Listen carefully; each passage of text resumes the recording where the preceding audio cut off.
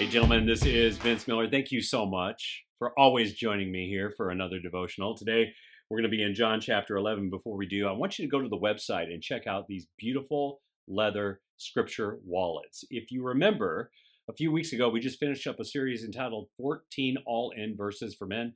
That's this series right here, and a little leather wallet with the scripture cards inside. It's got the scripture text on one side so you can memorize those great verses.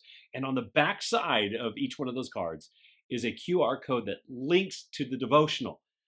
This is a great gift for Father's Day, if I do say so myself, which I just did. So I'll say it again. This is a great gift for men on Father's Day. With that, we're going to be in John chapter 11. I'm going to read verse 16 today, just a single verse. Context is this: Jesus just told his disciples that Lazarus has died. And then this happens. So Thomas, called the twin, that was his name, said to his fellow disciples, "Let us also go, that we may die with him." So to kind of catch the drift of what Thomas was saying here, you got to imagine him standing around with the other disciples. They had just received news that Lazarus has died.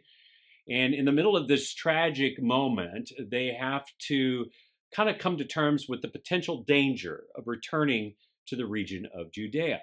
So Thomas speaks up. He looks at his friends and he says something kind of unsuspected from this guy, revealing the verbal depth of his commitment. He says, "Let us also go, that we may die with him." But I want to pause there and try to help you to understand what Thomas was saying by these words. Now, initially, when I read it, you would naturally think that Thomas was referring to him, that is Lazarus, as the pronoun seems to indicate. But if we dig deeper into the original language and the context, we'll discover that Thomas wasn't referring to Lazarus. He was actually referring to Jesus. So Thomas's statement would read something like this: "Let us also go, that we may die with Jesus." In other words, he's actually suggesting that they should return to Judea and be with Lazarus, even though this is going to put them all in harm's way. So at that moment, the man that we have always known as the doubter demonstrates his unwavering conviction.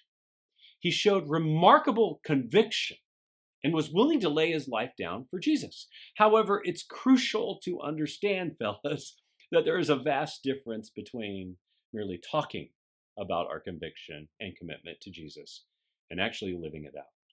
I mean, we've all encountered disciples who can talk a big game but fall short of action.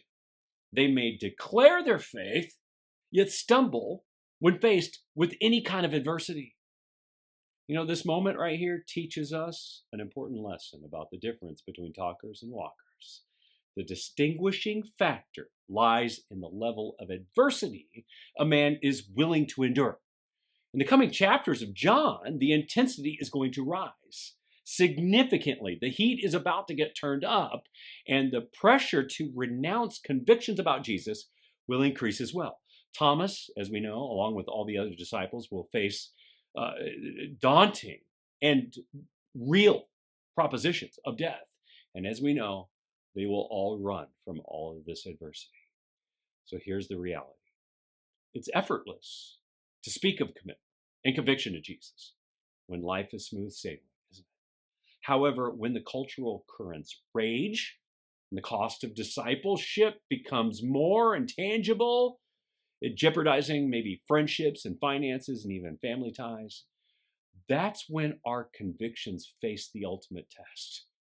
Will we be mere talkers, or will we actually live out our convictions through action? Are we content with superficial words, or do we truly live out our beliefs? Remember, fellas, qualities like courage and conviction and commitment are not catchy words confined to quotes that we hang on our walls. They are forged in the crucible of choices and action, especially in adversity. So be a talker today, but also be a walker and put some action behind everything that you proclaim about Jesus. I love you guys. I pray this has blessed you today. If it has, share it with someone else. I'll see you right back here again